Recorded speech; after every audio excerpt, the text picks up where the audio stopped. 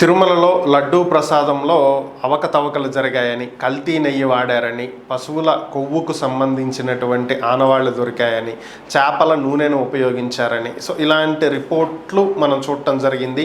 దీని మీద ఏపీ ముఖ్యమంత్రి చంద్రబాబు నాయుడు ప్రకటన చేయటం, ఇది దేశవ్యాప్తంగా ఒక చర్చకు దారితీసినటువంటి అంశం. ఇది గత 2-3 రోజులుగా ఇదే పరిస్థితి కొనసాగుతున్నటువంటి పరిస్థితి. అయితే దీనికి సంబంధించే తిరుమల తిరుపతి దేవస్థానం మాజీ ఈఓ, అలాగే ఏపీ ప్రభుత్వ మాజీ చీఫ్ సెక్రటరీ ఐవైఆర్ కృష్ణారావు స్పందించడం జరిగింది.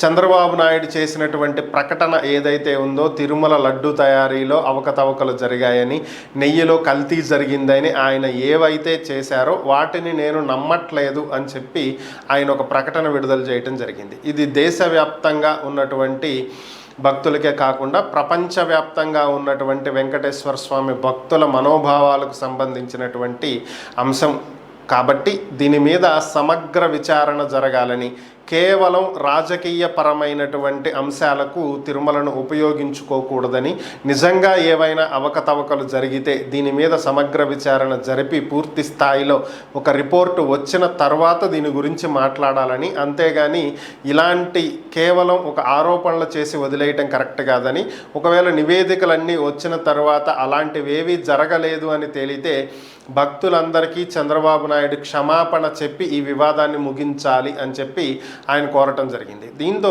ఆయన ఆల్రెడీ బీజేపీ నేత కూడా అయినటువంటి నేపథ్యంలో టీడీపీకి మిత్రపక్షంగా ఉన్నటువంటి బీజేపీ నుంచే చంద్రబాబుకి వ్యతిరేకత ఎదురయ్యింది అని చెప్పి చర్చించుకుంటున్నటువంటి పరిస్థితి.